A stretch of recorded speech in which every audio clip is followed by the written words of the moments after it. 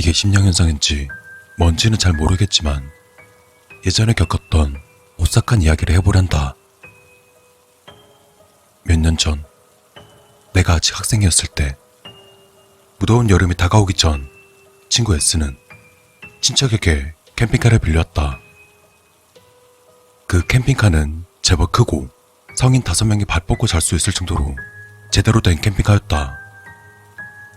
우린 그 캠핑카를 보자마자 몹시 흥이 올랐었다. 그에 어디든 좋으니 여행을 가자는 이야기가 나왔다.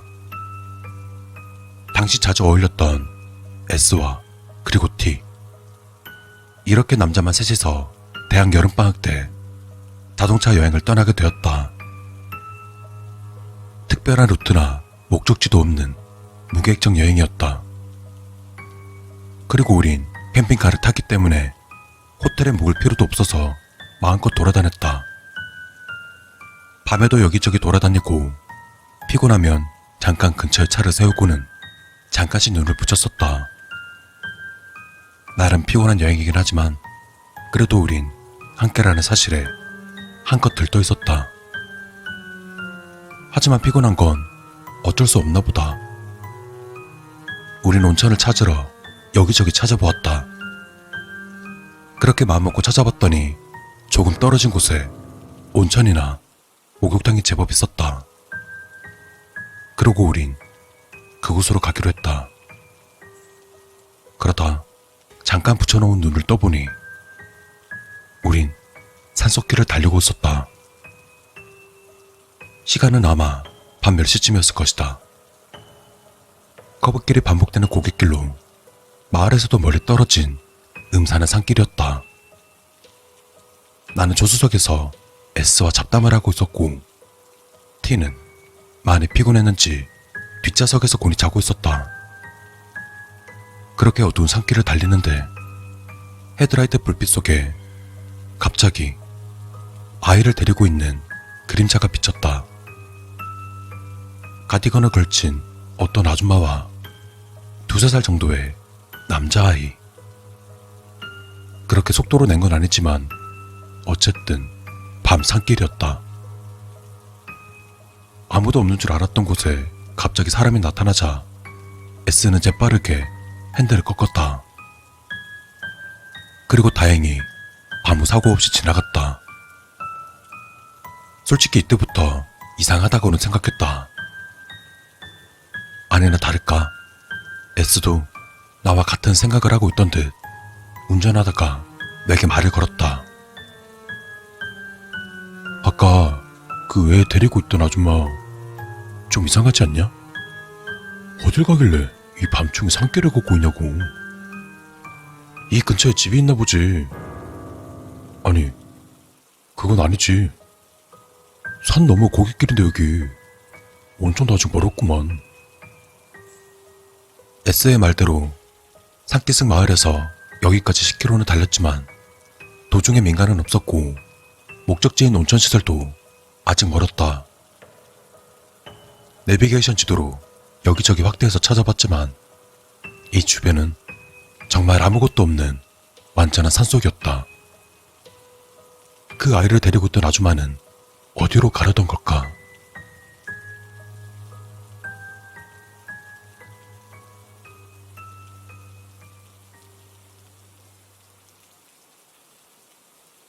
S와 나는 입을 꾹 다문 채 차를 몰았고 잠시 후 목적지인 온천시설에 도착했다. 근데 분위기가 이상했다. 이상하게 어수선하다고나 할까?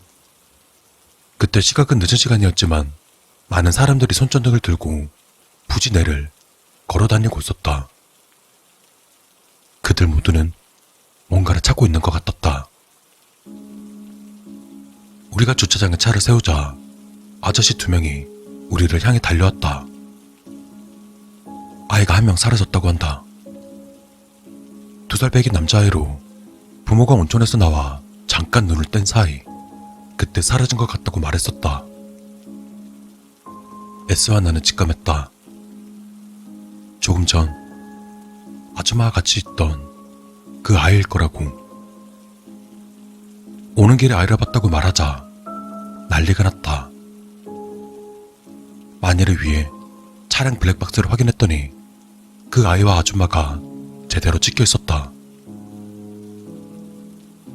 우리 애가 틀림없어. 제발 거기까지 안내해줘요.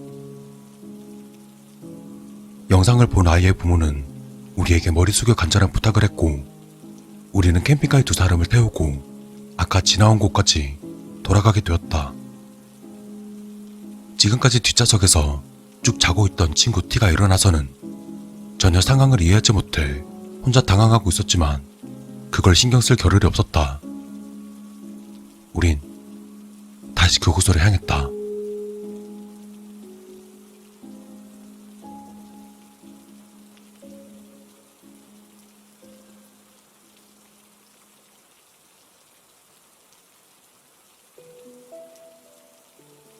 불행 중 다행으로 그 아이는 곧 발견되었다.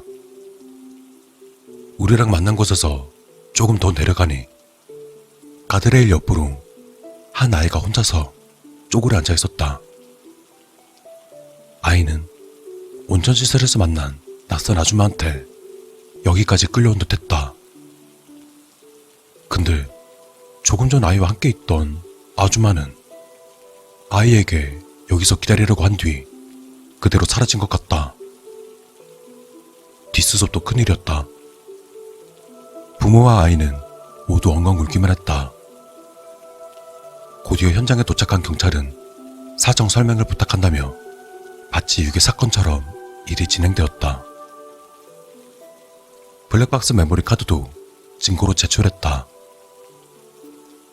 그렇게 우린 다시 온천으로 돌아갔고, 다음날 아침 우리 모두는 각자 집으로 돌아갔다.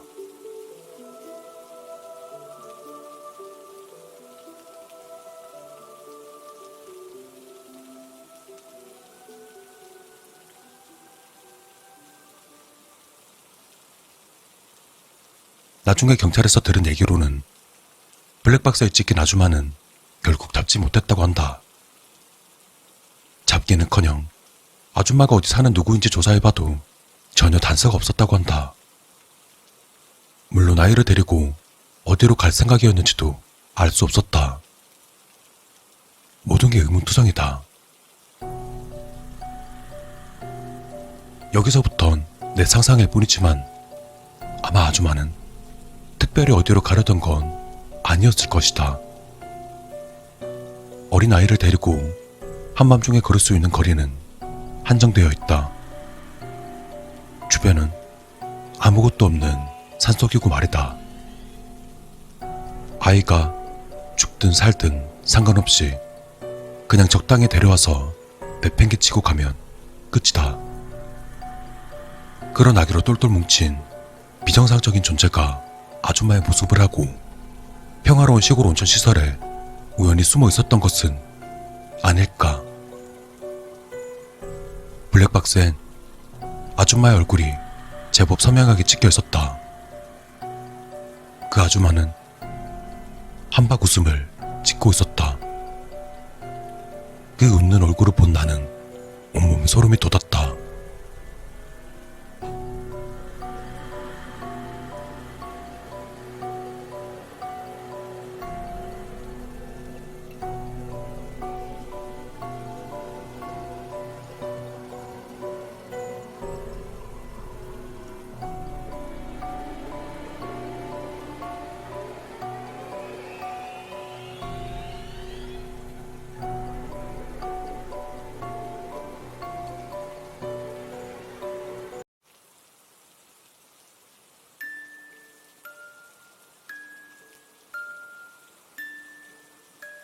고등학교를 졸업한 해 여름, 전 친한 친구 5명과 댐에 가기로 했습니다. 댐에 가게 된 계기가 된 건 친구 집에서 우리 5명이 모였을 때 모처럼 모였으니 어디 놀러 가자는 이야기가 나왔었고, 친구 중 한 명이 이렇게 말을 꺼냅니다. 우리 있잖아, 여름이기도 해서 그런데 TV에 나온 무서운 댐 있거든? 거기 가서 담력 시험 해보는 거 어때? 담력 시험? 응, 야, 남자애들끼리 모이면 뭐하냐? 여자도 없는데. 그래, 가보자. 그러면 말 나온 김에 지금 갈까? 그렇게 우린 친구가 말한 댐으로 담력 시험을 하러 가게 되었습니다. 당시는 지금처럼 스마트폰으로 쉽게 검색할 수 있는 시절이 아니라서 친구 차에 붙어있는 내비게이션으로 그 댐을 찾아보았습니다. 댐까지의 거리는 2시간 30분 남짓 걸린다고 합니다. 다 같이 떠들면서 가기엔 적당한 이동 시간이었습니다. 하지만 그때 시간이 새벽 2시가 다 되어가고 있었죠. 그러다 친구 중 한 녀석이 말했습니다. 도착할 때쯤이면 날 밝을 텐데 그러면 담력 시험 못하는 거 아니야? 뭐 틀린 말은 아니죠. 하지만 담력 시험을 못하게 되면 경치 구경이나 하자고 이야기가 정리되었습니다. 그렇게 우린 그곳으로 떠납니다. 사실 담력 시험보다는 드라이브하고 싶다는 생각이 더 컸던 것 같습니다. 그때는 면허를 딴 지 얼마 안 됐었거든요. 남자 5명이 승용차 안에 꺾여서 댐을 향해 출발했습니다. 늦은 새벽이라 도로는 텅텅 비어있었고 고속도로를 타고 내려가다 일반 도로를 달리며 서서히 댐까지 가까워졌습니다. 그리고 고속도로엔 많은 터널이 있었고 터널의 주황색 불빛은 어쩐지 소름이 끼쳤습니다. 그러다 몇 번째인지 모를 터널 입구에 다가섰는데 그곳은 다른 터널보다도 훨씬 분위기가 무서웠습니다. 저는 장난삼아 말했습니다. 얘들아, 터널에서 못 튀어나올 것 같지 않냐? 그러자 어디선가 여자 목소리가 들렸습니다. 나오지 그럼. 순간 너무 놀라서 뒤를 돌아봤습니다. 헌데 친구들은 모두 자고 있었습니다. 분명 친구 중 한 명이 장난쳤거나 한청이라도 들은 거겠죠. 그래서 목소리에 대해서는 그냥 무시해버렸습니다. 그렇게 그 터널을 지나 20-30분쯤 운전하니 댐에 도착했습니다.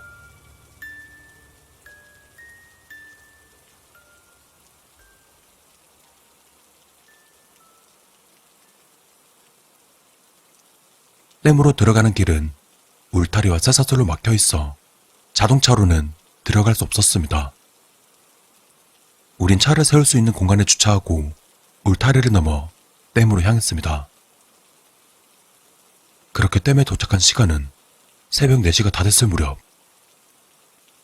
당시에는 여름이라서 하늘은 서서히 밝아오고 있었습니다. 그래서 그런지 담력 시험할 만한 분위기도 전혀 아니었죠. 오히려 햇살이 내리쬐어 아름다운 경치를 선사했습니다. 담력 시험을 못한다면 경치 구경을 하면 된다고 했었죠.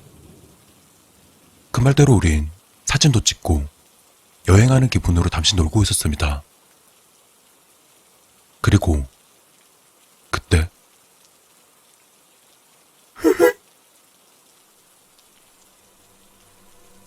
제 근처에서 여자가 웃는 것 같은 소리가 들렸습니다. 여자 목소리 같은 거 못 들었냐고 친구들에게 물어보려 했는데 한 녀석이 말했습니다. 아까 차 길거리에 세워뒀잖아.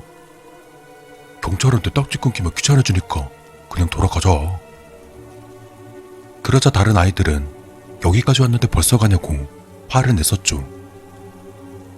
하지만 그 친구가 친구들을 무시하고 댐 아래로 내려가자 하나 둘씩 그 친구를 따라 내려갔습니다. 그렇게 우린 다시 집으로 돌아가게 되었습니다. 다시 집에 가는 길. 댐으로 가던 길에 여자 목소리를 들었던 터널이 보였습니다. 그리고 터널에 들어서는 순간 전 긴장했습니다. 하지만 터널을 통과했는데 이번엔 목소리가 들리지 않았습니다. 역시 잘못 들은 거구나. 무서워서 한창을 들은 거구나 라고 안심했습니다. 다들 졸린 듯 조용해진 차 안 분위기를 바꿀 겸 저는 아까 그 이야기를 꺼냈습니다. 이 얘기하면 니들이 놀랄 것 같긴 한데 아까 터널 지날 때 내가 뭐 나올 것 같다고 그랬잖아. 근데 거기서 갑자기 나오지 그럼 하고 여자 목소리가 들리는 거야.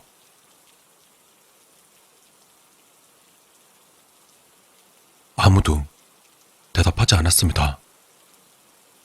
친구들이 다 자는 건가 싶어 주위를 둘러봤는데 다들 깨어 있었습니다. 이 침묵은 뭐냐 라고 생각하고 있었는데 그때 한 녀석이 말했습니다. 오, 나도 들었어. 그러더니 다른 친구들도 이어서 그 목소리를 들었다고 말했습니다. 다들 저를 놀라게 하려고 몰래카메라를 하는가 싶어 한마디 하려던 순간 들렸으면 대답을 해. 여자의 목소리가 다시 들렸습니다. 아무도 반응하지 않았습니다. 하지만 그건 차 안에 모두가 그 목소리를 들었기 때문이라는 것을 저는 알았습니다. 차 안은 공포에 휩싸였습니다. 옆에 앉은 친구는 귀를 막고 고개를 푹 숙였습니다. 여자의 목소리는 계속 들렸습니다. 희미한 웃음소리와 우리를 부르는 것 같은 목소리가 여러 방향에서 수차례 들려왔습니다. 그러자 조수석에 타고 있던 친구가 갑자기 소리를 질렀습니다. 운전하던 친구가 놀라서 차를 세우자 그 친구는 차에서 뛰어내렸습니다. 그 모습을 보자 모두 겁에 질려서 일제히 차에서 뛰쳐나왔습니다. 모두가 패닉 상태에 빠진 이 상황을 비웃기라도 하듯 웃는 여자 목소리는 다시 들렸습니다. 차에서 내렸는데도 목소리는 계속 들렸습니다. 그러고 보니 아까 댐에서도 도로를 따라 맞은편에 선로가 있었습니다. 하지만 차자가 몇인지도 모르고 차를 그대로 방치할 수도 없었습니다. 저보다 더 패닉에 빠진 녀석이 있으니 오히려 침착하게 생각할 수 있더라고요. 저는 각오를 다지고 친구들에게 차에 타자고 말했습니다. 친구들도 진정한 뒤 아직 패닉에 빠져 소리 지르던 친구를 달랬습니다. 그리고 조금이라도 안심시키기 위해서 뒷좌석 한가운데 앉히고 조수석엔 제가 앉아서 차를 출발시켰습니다. 침묵 속에서 또 여자 목소리가 들려왔습니다. 예. 그 목소리가 들릴 때마다 가슴이 철렁했습니다. 하지만 두려움을 꾹 참고 바깥 풍경만 바라보고 있었습니다. 잠시 후 오른쪽에 다리가 하나 보였습니다. 오는 길은 너무 어두워서 잘 보이지 않았던 다리였습니다. 그 다리를 지나갔을 때였습니다.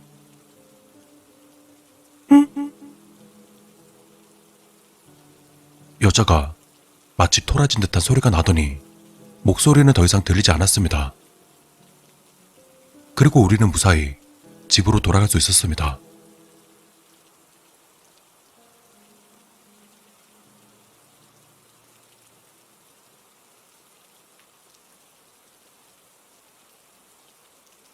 그 일이 있었던 뒤로 친구들과 그때의 이야기를 한 적은 없습니다. 댐에서 사진을 찍긴 했지만 그 사진을 보고 싶어하는 사람도 보자고 제안하는 사람도 없었습니다. 이 사건은 우리 사이에서 암묵적으로 금기사항이 되어버려 언급하면 안 되는 사건으로 여겨졌습니다. 그로부터 13년이 흘렀고 저는 회사원이 되었습니다. 그 땡 근처에 거래처가 있었기 때문에 저는 상사와 인사차 그곳을 들리게 되었습니다. 그리고 그날의 공포가 제 뇌리를 스쳤습니다. 전 상사에게 그곳엔 무서워 못 가겠다고 말하고 싶었지만 다 큰 어른이 그런 말을 할 수 있을 리가 없었죠. 전 상사를 따라 다시는 가지 않을 거라고 생각했던 그곳으로 가게 되었습니다. 그리고 그 다리를 지나갔습니다. 여자 목소리를 들었던 터널도 지나갔습니다. 하지만 아름다운 풍경만 이어질 뿐 여자 목소리가 들리는 일은 없었습니다. 그 지역에 있는 거래처는 제 상사와의 관계가 오래된 곳입니다. 제가 그 거래처를 담당할 일은 없어서 참 다행입니다. 그 목소리의 정체는 대체 무엇이었을까요? 그 터널과 다리에 대한 괴담을 조사해봤지만 비슷한 경험담은 없었습니다. 물론 인터넷에 모든 것이 적혀있는 건 아니니까. 우리와 같은 경험을 한 사람들이 또 있을 수도 있죠. 하지만 전 아직도 생생하게 기억하고 있습니다. 우릴 부르던 그 여자의 목소리를.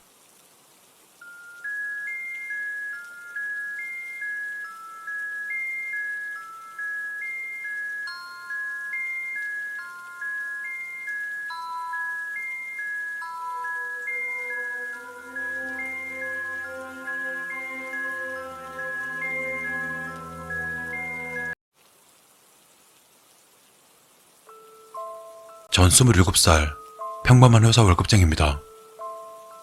그날 했던 일들을 보고하고 까이면 다시 하고 뭐 그런 남들처럼 평범한 회사원처럼 말입니다. 그런데 이런 지루한 회사 생활에 활력소가 되어주는 선배 하나가 있었습니다. 23살에 결혼해서 지금은 내 아빠인 29살 선배님이죠. 또 나름 회사에서 중요한 팀의 팀장이니 성공했다고 말할 수 있겠죠. 정말 말 그대로 우리 모두들의 활력소 같은 그런 선배였죠.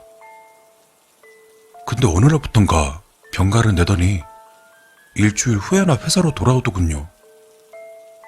그리고 아예 사람이 바뀌었습니다. 유머는커녕 말 한마디를 제대로 안 하고 어두운 곳은 극도로 싫어하고 무엇보다 사무실 안에 혼자 남겨지는 것을 정말 두려워하는 듯 했습니다.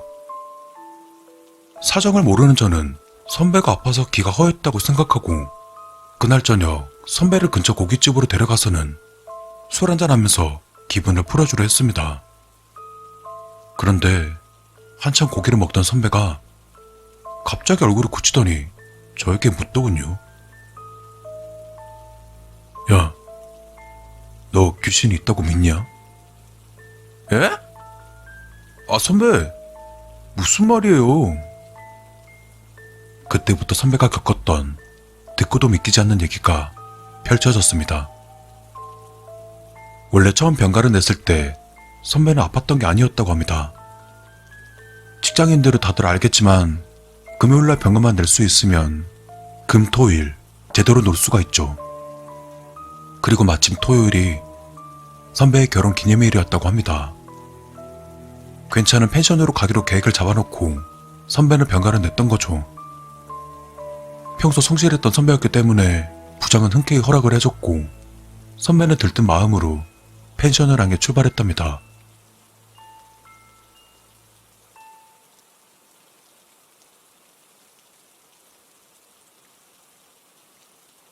천안에서 3시간을 달려 도착한 펜션은 예상대로 분위기 있는 곳이었다고 합니다. 그날 저녁 선배는 준비했던 대로 멋지게 분위기를 잡고 형수님을 막 덮치려고 하는데 갑자기 현관문에서 똑똑똑 노크 소리가 들리더랍니다. 선배는 그때 짜증이 잔뜩 나서 문을 확 열었는데 그곳엔 아무도 없었답니다. 분위기를 깨기 싫었던 선배는 형수님께 집주인이 왔었다고 둘러대곤 다시 분위기를 잡으려고 하는데 또 다시 문을 두드리는 소리가 났더랬죠. 화가 머리끝까지 난 선배는 다시 문을 열었지만 이번에도 역시 결국 그날 저녁은 그냥 보냈답니다. 그리고 다음날 계획했던 대로 행복한 시간을 보내다가 갑자기 배가 아파서 남자 화장실로 들어가 변기에 앉았는데 화장실 칸을 누가 똑똑똑 두드렸다고 합니다. 선배는 급하게 일을 끝내고 밖으로 나갔는데 아무도 없었답니다. 어제 일도 있고 해서 기분이 묘했지만 형수님과 함께 그날 일정을 마무리하고 집으로 돌아왔습니다. 그러곤 저녁을 준비하는데 형수님이 반찬이 부실하다면서 근처 마트에 간다면서 밖으로 나가셨고 선배는 피곤도 풀 겸 해서 샤워를 시작했는데 한참 샤워를 하다 보니 또 누가 똑똑똑. 이때 선배의 머릿속으로 확 스쳐 지나가는 생각이 하나 있었답니다. 첫날 저녁, 화장실, 그리고 지금 상황까지 문을 두드리는 똑똑똑 하는 소리가 다시 듣고 또 다시 들어도 무서울이 많지 똑같은 박자였다고 하더군요. 똑똑똑. 겁이 난 선배는 문을 열어 제꼈지만 또 아무도 없었다고 합니다. 선배는 무서웠고 그대로 문을 열어둔 채로 샤워를 하는데 이번에는 현관문에서 누군가 똑똑똑. 문을 열어도 없고 닫기만 하면 노크를 하는 그 소리 때문에 선배는 신경이 곤두섰고 이젠 작정을 하고 노크하는 소리가 날 때 바로 훔쳐보기로 하고 현관 앞에 서 있었답니다. 그러다 1분쯤 뒤 다시 들리는 노크 소리. 선배는 바로 문구멍을 통해 밖을 확인했는데 형수님이 서 계셨다고 합니다. 안심한 선배는 문을 열어줬는데 뭐가 좀 이상했습니다. 형수님이 기분이 안 좋은지 굳은 안색을 하고 들어와서는 바로 부엌으로 들어가더랍니다. 이상하게 생각한 선배는 부엌으로 따라 들어가려는데 갑자기 현관에서 오빠 문 열어줘, 고기 사왔어 라는 소리가 들렸고 설마 하며 문을 열어보니 거기엔 형수님이 계셨답니다. 그리고 그 순간 부엌 싱크대 위에 찬장이 부서져 내렸다고 하더군요. 그 여자가 부엌으로 들어갔을 때 만약 따라 들어갔었다면 상상만 해도 끔찍했더랍니다.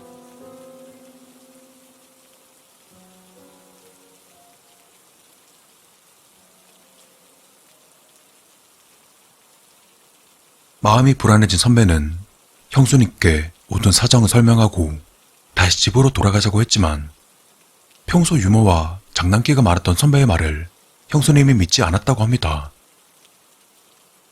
방 주인에게 연락해서 다른 방으로 들어가서 저녁을 먹고 TV를 보고 잠자리에 들 때까지 아무 소리도 들리지 않자 선배 또한 안심하고 잠을 청하려는데 다시 들리는 노크 소리. 또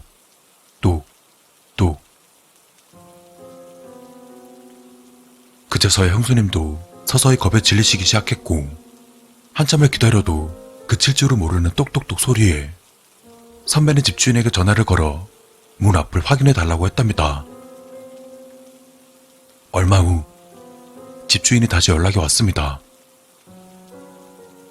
10분 동안 문 앞을 지켜봤지만 아무도 없다고 라고 하면서 전화를 끊으려는 순간 집주인이 갑자기 다급한 목소리로 당장 집에서 나오라고 했답니다.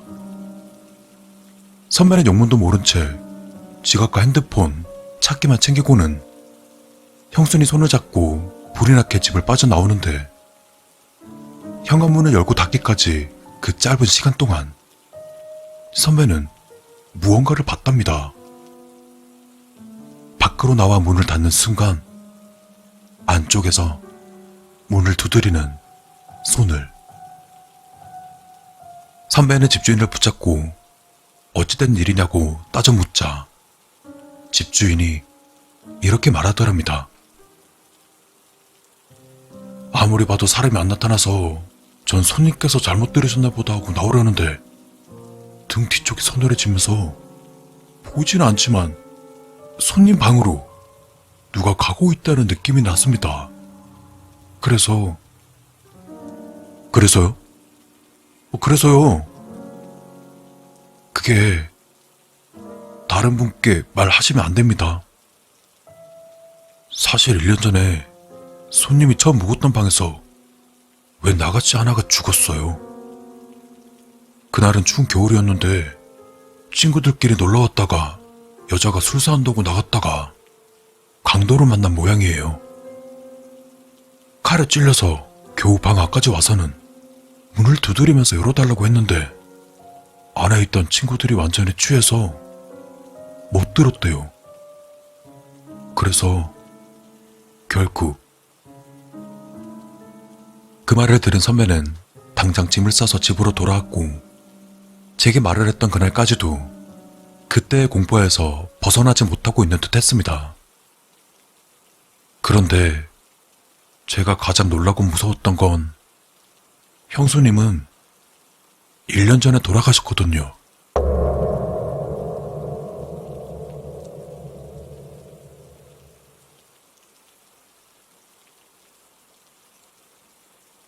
제가 이직하기 전 회사에서 선배에게 실제로 들었던 이야기입니다. 믿기 힘드실 줄은 알지만 정말 실화이고 선배 형수님은 1년 전에 돌아가셨습니다. 또 이 이야기는 저희 회사 직원들은 다 알고 있던 이야기였습니다. 한동안 힘들어하던 선배도 다 털고 일어나 다시 웃는 모습으로 돌아왔군요.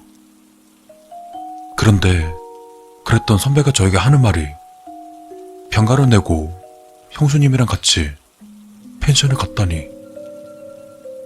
더군다나 선배가 말한 3시간 거리에 있다는 펜션은 아무리 검색해봐도 이름조차 나오지 않았습니다. 선배에게 정신적 이상이 생겼다고 믿은 저는 조심스레 병원 치료를 권했지만 선배는 무시하더군요. 그리고 태연스레 제 앞에서 형수님께 늦는다고 전화를 해야 한다며 전화를 하는데 정말 놀랬던 건 분명 그 전화를 받는 사람이 있었다는 겁니다. 놀라 자빠질 일이었기 때문에 전 선배가 화장실 간다고 일어서자마자 통화 목록을 살펴봤는데 제 앞에서 통화했던 1월 4일 오후 11시의 통화 기록은 존재조차 하지 않았습니다. 그럼 제가 들은 전화기 너머의 상대방은 대체 누구였을까요? 그 일이 있었던 뒤로 다른 직원들에게 말은 하지 않았지만 선배와의 사이는 멀어져만 갔고 결국 프로젝트 건에서 심한 말다툼을 하고는 회사를 옮기게 되었습니다. 하지만 선배가 아직도 걱정되는 건 어쩔 수 없나 봅니다.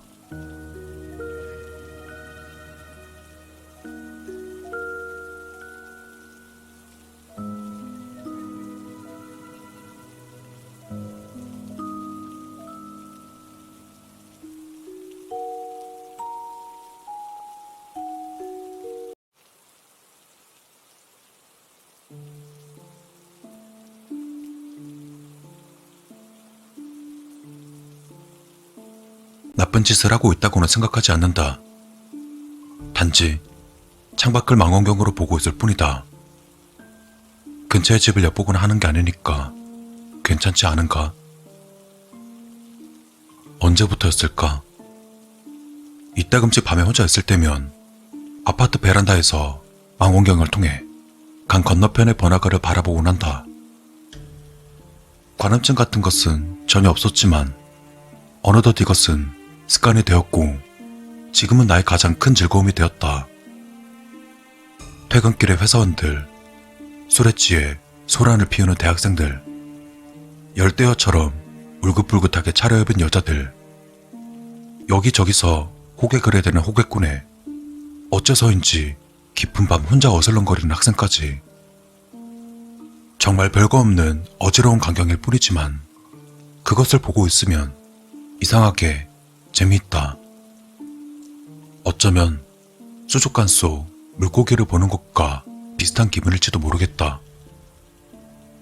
방에 불을 켜놓으면 내가 망원경으로 보는 것이 보일지 모르기 때문에 관찰을 할 때는 방에 불을 꺼놓는다. 어둠 속에서 베란다에 나가 혼자 술을 마시며 망원경을 들여다본다. 다른 사람들이 보면 기분 나빠하겠지만 지금 나에게 이 취미를 그만둘 생각은 전혀 없다.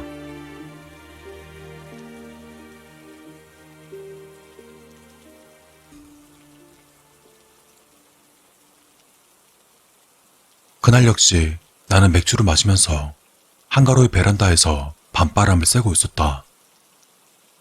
어느덧 시간이 꽤 늦어졌지만 종종 사람들은 지나간다. 오히려 재미있는 것을 볼 수 있는 시간대는 대체로 사람들의 왕래가 줄어드는 심야 시간이다.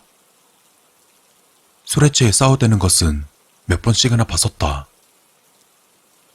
한 번은 어떤 남녀가 빌딩 틈 사이에서 야릇한 행위를 하고 있었다. 그리고 멀리서 봐서 확실치는 않지만 칼 같은 것을 손에 든 낡은 복장의 노숙자가 같은 곳을 몇 번이고 왕복하는 것을 보기도 했다.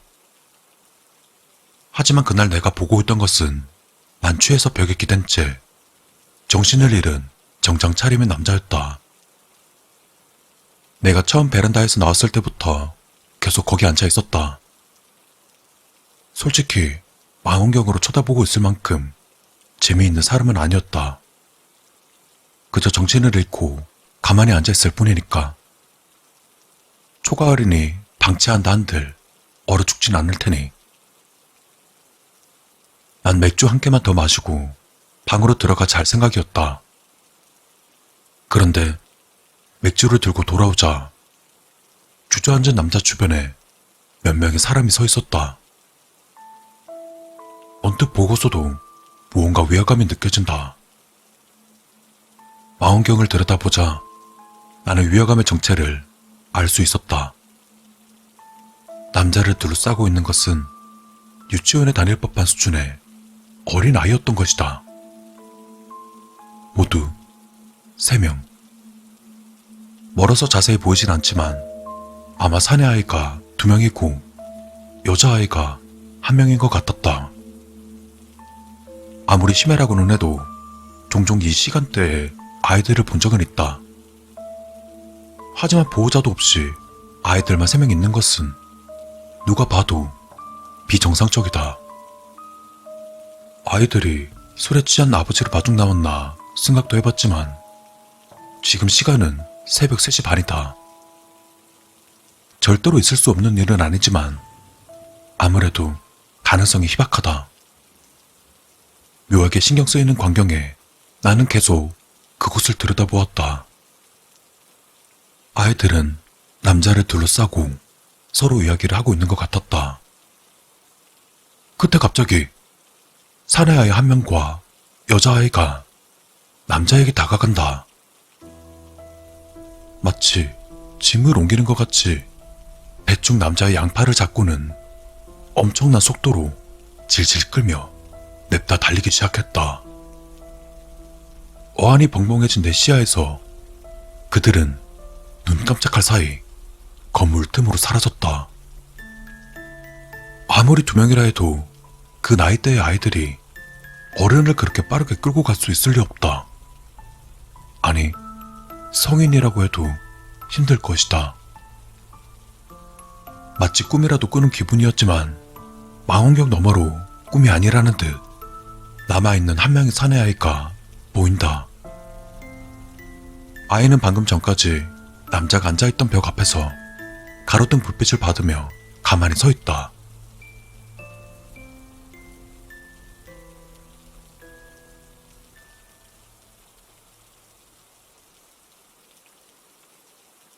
반쯤 무의식적으로 맥주 캔을 입가에 가져가 한숨에 다 마셨다. 탄산의 감촉과 알코올의 맛, 코끝에 느껴지는 독특한 향기, 목을 미끄러져 넘어가는 이 차가운 액체의 느낌. 모두 꿈이라고 생각할 수 없을 정도로 현실적이었다. 나는 마음을 가다듬고 땀에 젖은 손으로 망원경을 다시 잡았다. 그리고는 그 아이의 얼굴을 확인하기 위해서 눈을 갖다 댔다. 가로등 아래에는 어느새 또 3명의 아이가 모여있다. 그리고 3명 모두는 이쪽을 보고 있다. 좀 더 정확히는 날 바라보고 있었다. 얼굴은 그림자가 져서 보이지 않지만 분명 3명 모두의 얼굴들은 내 쪽으로 향하고 있었다. 난 겁에 질려 반사적으로 망원경에서 눈을 떼고 일어선다. 육안으로 보는 강 건너편 가로등 아래에는 아무것도 없었다. 어떻게 된 것인지 혼란에 빠져 다시 망원경에 눈을 댄다. 무엇인가가 움직인다. 그쪽으로 망원경을 옮기자 3명의 아이들은 어느새 강을 건너와 있었다. 그리고는 3명 모두 내 아파트 쪽으로 다가오고 있다. 걷는 모습들이 어쩐지 기묘하다. 마치 사람의 가죽을 뒤집어 쓰고 사람인 척 움직이고 있는 것 같이 부자연스럽다. 그리고 오싹할 만큼 빠르다.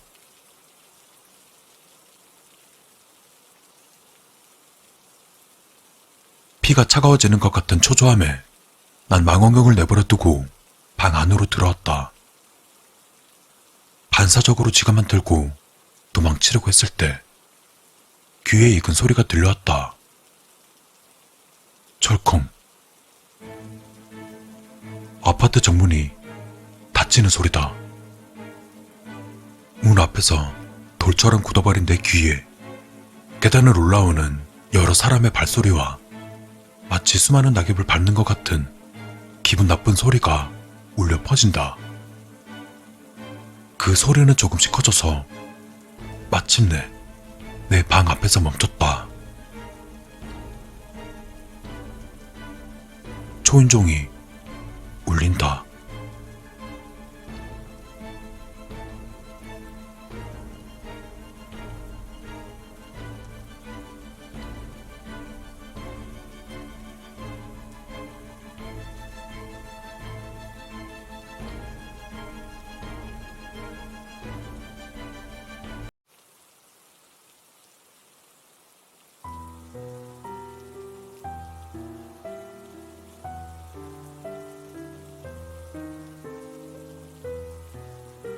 운전기사가 날 조심스레 깨웠다. 뒷좌석에서 스산한 밤거리를 바라보던 중 깜빡 잠든 모양이다. 광장에 위치한 관사 건물의 2층에서 행사를 담당하는 주무관이 날 기다리고 있었다. 개슴츠레한 눈과 갈라진 입술. 그는 피로감을 숨기지 못한 채 내게 파일을 내밀었다. 나이 43세, 키 175, 체중 62kg. 주인공의 인적사항과 뒤에 딸린 참고자료. 그간 숱하게 봐온 것들과 다를 게 없는 평범한 서류 처리였다. 오는 길에 불편함은 없었는지, 날씨가 어땠는지라는 그런 문답을 주고받다 주무관이 내게 말했다. 솜씨가 좋다고 들었습니다. 글쎄요. 딱히. 기대하던 대답이 아니었는지 주무관은 알 수 없는 표정을 지으며 자리에서 일어났다. 시간은 어느덧 자정을 향해 가고 있었다.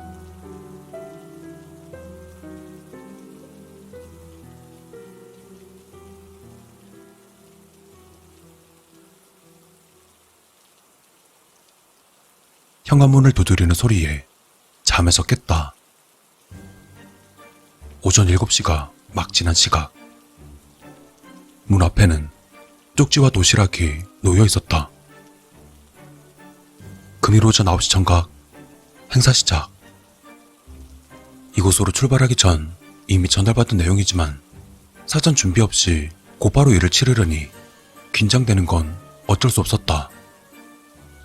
잠시 후에 있을 행사를 어떻게 진행할지 머릿속에 그려보았다.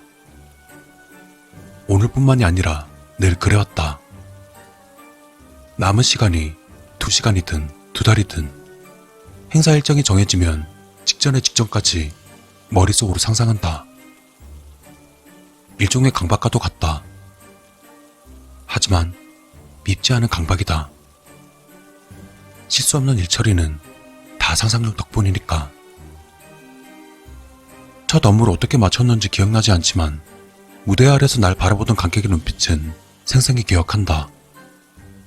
그날의 공기가 얼마나 뜨거웠는지도. 정신을 차려보니 난 주저앉아 있었고 내 눈앞에는 한 쌍의 맨발이 궤적을 그리며 흔들리고 있었다. 나중에 행사를 녹화한 테이프를 보고서야 내 첫 작품이 어떻게 완성됐는지 알 수 있었다.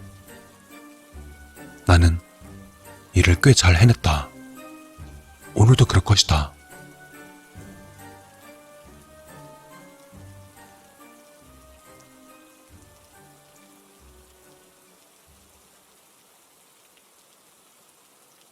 아홉 시가 가까워지자 광장의 음성임이 창을 넘기 시작했다. 그때까지도 난 침대에 누워 눈을 감고 있었다. 몇몇 목소리가 행사를 재촉했지만 난 서두르지 않는다. 9시 정각. 종이 울리고 사람들의 고성이 환호로 바뀌었다. 주인공이 도착한 모양이다. 이제 움직일 때다.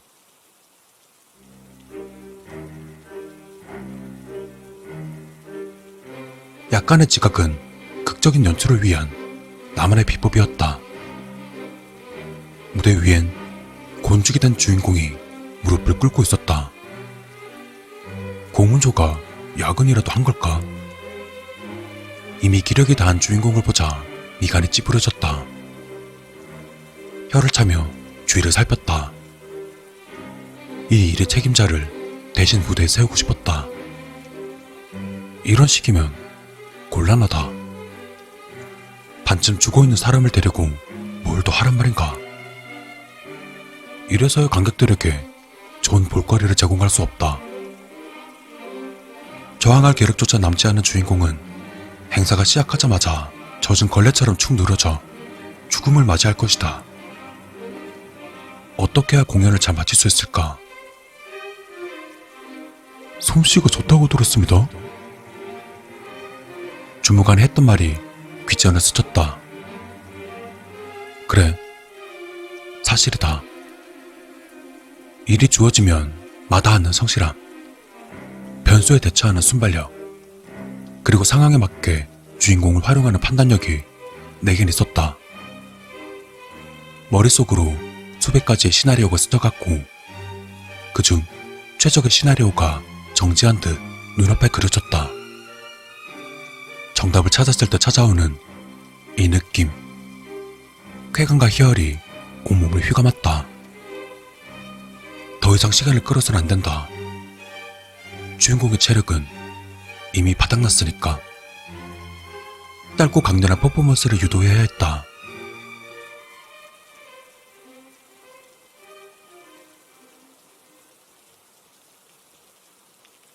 우선 그의 목에 걸린 매듭을 조이고 도르래를 통과한 밧줄의 반대쪽을 왼 팔뚝에 감았다.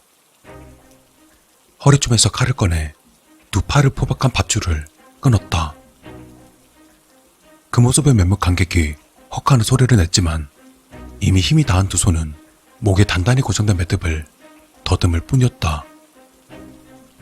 왼팔을 천천히 뒤로 당기자 주인공의 몸이 공중에 떴다. 까치발을 하며 마지막 순간을 놓치려는 그 모습에 난 흥분했다. 관중 역시 함성을 질렀다. 죽여라! 얼른 칼로 찌르라는 고함이 광장을 울렸다.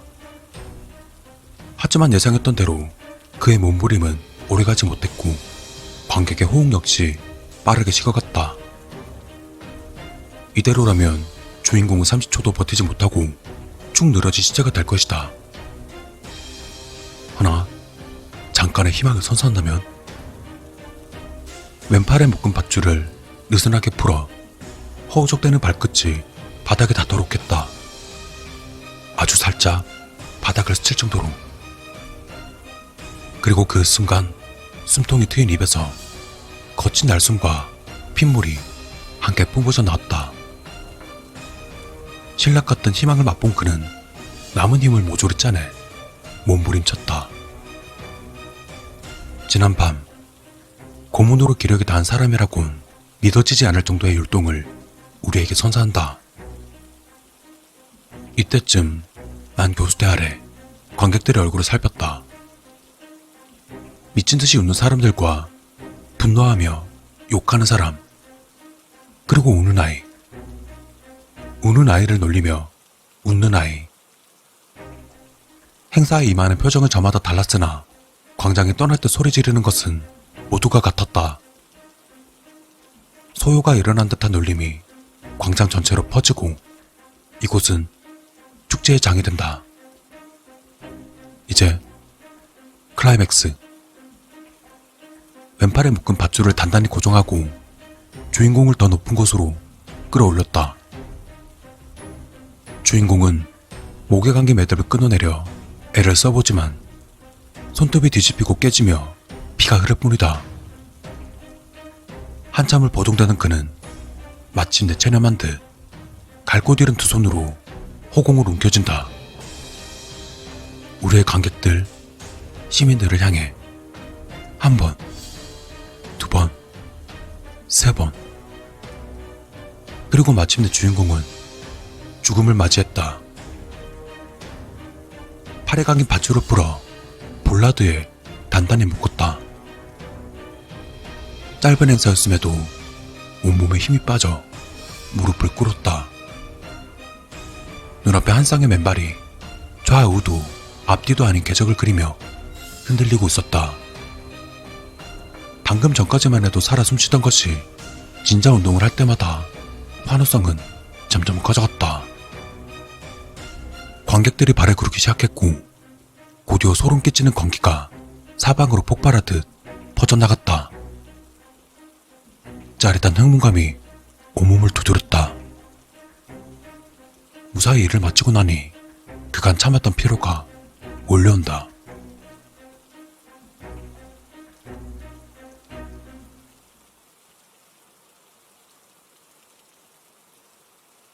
잠에서 깼을 땐 이미 자정에 가까운 시각이었다. 창밖엔 보름달이 떴지만 이내 구름이 달을 덮어 어두워졌다. 한낮에 행사가 치러진 광장은 고요했다. 모든 게 다 죽어버린 듯하다. 이제 떠날 시간이다. 늦기 전에 다음 도시로 가야 한다.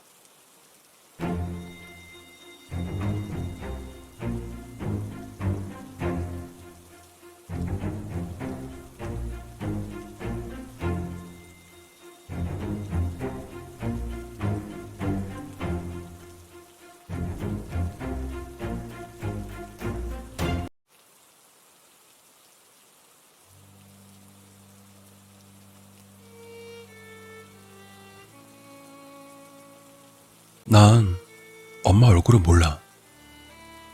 나를 낳다가 돌아가셨대. 엄마는 자신보다 내가 살길 원하셨나봐. 아빠의 만류에도 불구하고 이렇게 내가 지금 숨쉬는 것을 보면 말이야.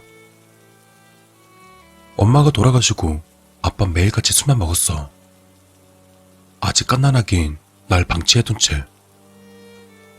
그런 아빠가 정신을 차리고 제일 먼저 한 일은 새엄마를 데리고 온 거였어. 새엄마는 이상하긴 했지만 그래도 나름 괜찮았어. 나에게 별로 관심이 없었거든. 하지만 자신이 나를 돌보는 건 귀찮았나 봐.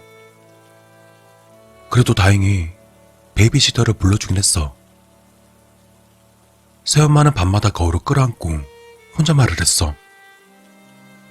가끔 밤에 새엄마 방을 지나갈 때면 소름이 끼치곤 했지만 아빤 대수롭게 생각했어. 내가 초등학교 5학년이었나 6학년이었나 아빠가 평소엔 신경도 안 쓰던 나에게 관심을 주기 시작했었어. 새엄마가 아이를 갖지 못했거든. 지금 생각해보면 내가 자라면서 엄마를 닮아간 영향도 없지 않아 있는 듯해. 뭐 암튼 이때부터 새엄마와 아빠는 사이가 멀어졌고 이때부터 내 인생도 끔찍하게 꼬여버렸지. 아빤 새엄마와 관계가 악화될수록 나에게 더 집착을 했어. 아직 어린 나에게 화장을 시키고 구두를 신게 하고 엄마가 입었을 법한 옷들을 입히거나 이거 제법 스트레스 받는 일이야. 화장은 할 때 괜찮은데 하고 나면 피부가 얼마나 따끔거리는지 구두 신어서 발에 물집도 잡히고 옷도 입었다 벗었다 하도 해서 피부가 쓰레렸어. 하지만 뭐 참을만 했어.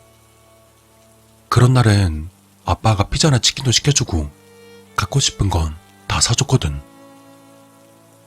그러다 일이 터져버린 거지. 자고 있는데 누군가가 내 볼을 쓰다듬더라고. 눈을 뜨니 새엄마랑 싸우고 술을 진탕 먹었는지 눈이 풀려있는 아빠였어. 그 다음 상황이 짐작이 돼? 아빤 곱비 풀린 망아지 마냥 나를 덮쳤어. 내 옷을 찢고 내 입술을 탐하고 시발 내 몸을 사실 잘 기억이 안 나. 살이 찌꺼나가는 고통에 정신도 없었고 너무 아파 계속 울기만 했었으니.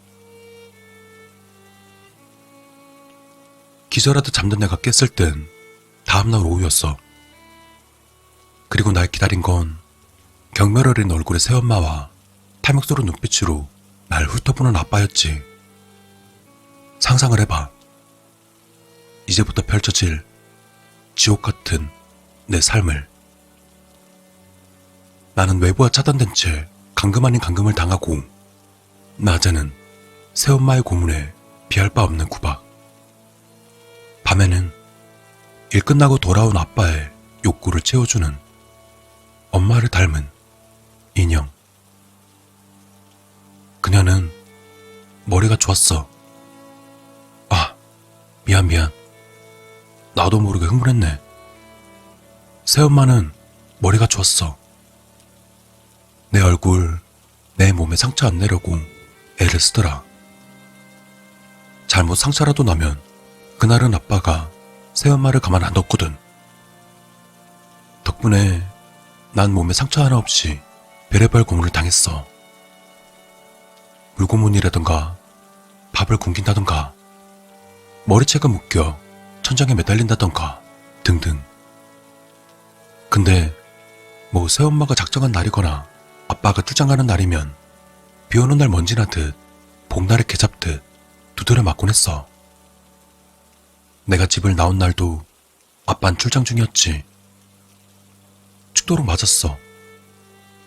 너무 맞아서 한쪽 눈은 분 살에 가려 앞이 안 보일 정도였으니.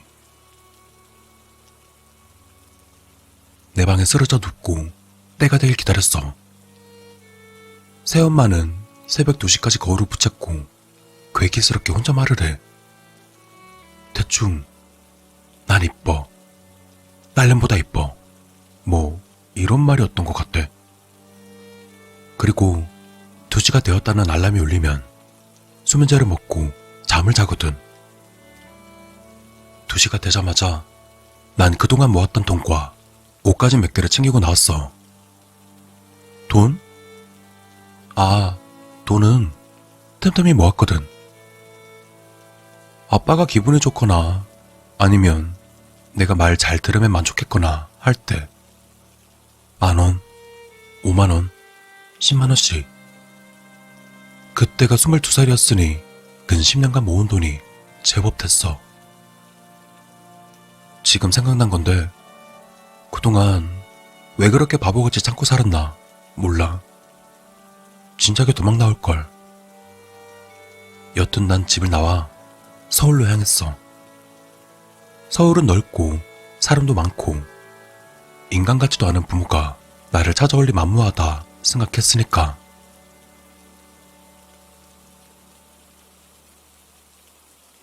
서울에서 월세방으로 고 일을 했어.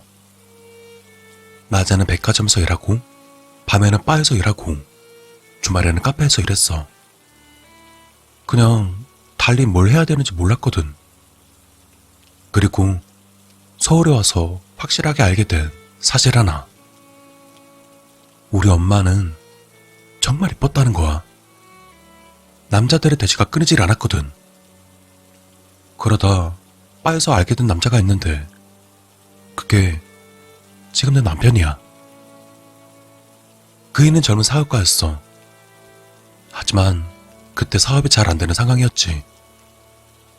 그이와 나는 첫눈에 반했고 진지하게 만남을 가졌어. 지금까지 모아둔 돈을 그이 사업에 보탰고 결국 대박을 터뜨렸지. 우린 행복하게 결혼식을 올렸어. 지금도 황홀한 결혼 생활을 즐기고 있고 말이야. 그런데 문제가 생겼어.